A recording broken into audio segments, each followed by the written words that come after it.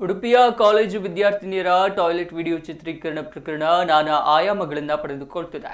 ಎಲ್ಲ ಎಸ್ಪಿ ಈ ಬಗ್ಗೆ ಸುದ್ದಿಗೋಷ್ಠಿ ನಡೆಸಿ ಸ್ಪಷ್ಟನೆ ನೀಡಿದ್ದು, ಕಾಲೇಜಿನ ಆಡಳಿತ ಮಂಡಳಿ ಈ ಬಗ್ಗೆ ಮಾತನಾಡಿದ್ರು. ಮಲ್ಪೆ ಪಿಎಸ್ಐ ಸ್ವಯಂ ಪ್ರೇರಿತ ಎಫ್ಐಆರ್ ಕೂಡ ದಾಖಲಿಸಿದ್ರು.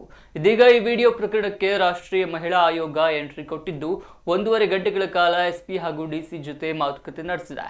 ರಾಷ್ಟ್ರೀಯ ಮಹಿಳಾ ಆಯೋಗದ ಸದಸ್ಯೆ ಖುಷ್ಬೂ ಸುಂದರ್ ಮಾತುಕತೆ ನಡೆಸಿದ್ದು, ಈ ಪ್ರಕರಣ ಇಷ್ಟೊಂದು ವೈರಲ್ ಆಗಲು ಕಾರಣವೇನು ಅನ್ನೋದ್ರ ಬಗ್ಗೆ ಗಮನ ಹರಿಸಬೇಕು.